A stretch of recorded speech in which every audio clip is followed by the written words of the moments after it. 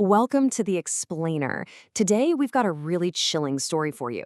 It's all about a haunted highway diner, a young guy stuck on the night shift, and the ghosts of a tragedy that nobody seems to remember. And let me tell you, it all kicks off with a really haunting idea. So, the whole story is built around this one central idea, summed up perfectly by the Hindi quote you see on screen. It basically means that when people die suddenly or unfairly, their souls, well, they don't find peace. They get stuck. They're forced to just wander our world, endlessly replaying their final awful moments. All right, let's set the scene. Our story takes place on what's called an Amavasya ki Raat. That's the new moon night.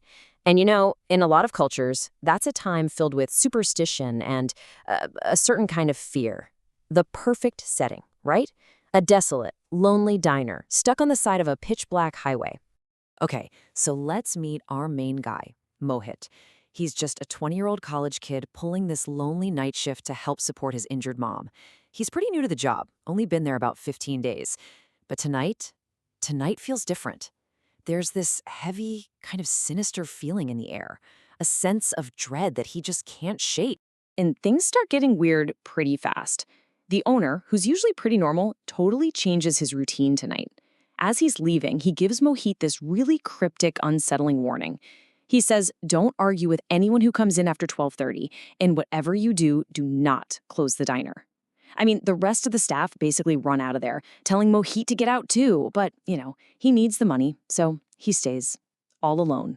So there he is, all alone, totally on edge. And of course, the silence is suddenly shattered by this loud thud.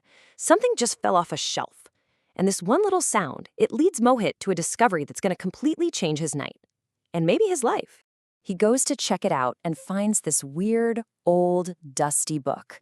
And the title, oh man, the title alone would make your heart stop. It says, Rules for Surviving the Night Shift on a New Moon Night. Can you imagine? He opens it up, and inside there are only 2 pages with 2 very simple and very horrifying rules. Okay, so the first rule is all about how you interact with people, or whatever's coming.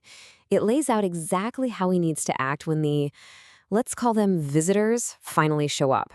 Basically, his life now depends on putting on this terrifying performance of complete obedience. The rules are just brutally simple. Number 1, never look directly at them. Number 2, give them whatever they ask for, no questions asked. And number 3, answer their questions very carefully. The book ends this part with a chilling little note. One single mistake could be fatal. No pressure, right?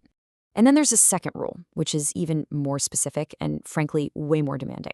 First, he's in a race against the clock. He has to cook a full meal for exactly 30 people, and it has to be done before 3 a.m. The moment he's finished, he needs to walk straight to the office without looking back. Once inside, lock the door, lock the window, turn off all the lights, and then he just has to wait in total darkness until the sun comes up, ignoring everything he hears outside. I'm talking screams, whispers, even the sound of his own name. He cannot look. And you can probably guess what happens next. It's like something out of a horror movie. The second he finishes reading that last terrifying sentence, the clock on the wall hits 12:30 a.m. And right on cue, the real horror of the night begins. This whole thing unfolds on a very precise timeline. At 12:30 on the dot, the truck pulls up. For the next couple of hours, Mohit is just cooking, totally terrified, feeling this constant presence right over his shoulder. He manages to serve the very last plate at 2:58 a.m., just 2 minutes to spare. And then, at exactly 3 a.m., all the lights go out. A voice just cuts through the dead silence. It's dry, it's raspy, and it says one word in Hindi, khana. It just means food. But the way it sounds, it's like death itself is speaking. Like whoever it is hasn't had a meal in centuries. That one simple word is enough to chill Mohit right to the bone. He forces himself to move, to walk towards the truck, repeating that first rule in his head over and over. Do not look. As he gets closer, he realizes this isn't a normal truck. It's a metal carcass. The frame is all twisted and burnt, the glass is gone, and this thick, disgusting black fluid that smells awful, almost like old blood, is just dripping from underneath it. Now, he's trying so hard not to look, but he can't help but catch glimpses of the passengers. And what he sees is just grotesque. They're victims, and their horrible injuries are right there for him to see. One figure has no eyes, another is missing its jaw, and then this rotted, skeletal hand reaches out from the window, holding a bunch of old, worn-out currency. Somehow, he gets through it. He serves the food, survives the encounter, and then he just flees. He runs straight for the office to follow part 2 of the rules. Lock the door, kill the lights, and just wait for sunrise. So now he's locked in complete darkness, and the horror shifts. It's not about what he can see anymore. It's about what he can hear. It's this relentless psychological attack. He hears what sounds like fingernails scratching the walls. The door starts to shake, then it's shaking violently. There's this inhuman laughter coming from right outside. And then the voices start, whispering to him, sometimes even sounding like his own family, trying to trick him into coming out. And then comes the absolute most terrifying part. A chorus of voices whispers right outside his window, taunting him, proving that the walls, the darkness, none of it is protecting him.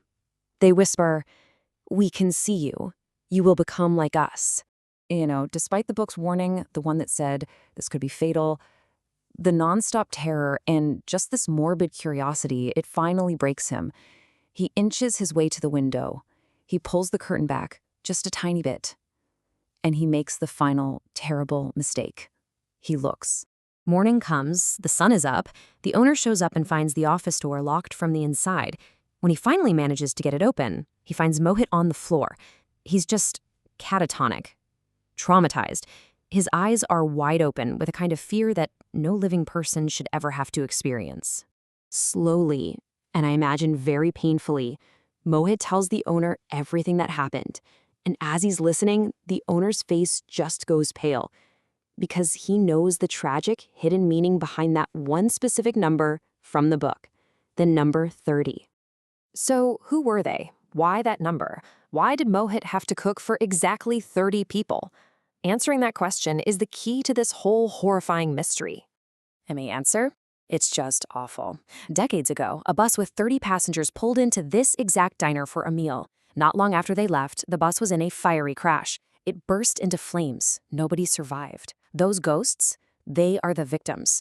Their souls are trapped at the diner, forced to relive their final meal and their final journey over and over again, every single new moon.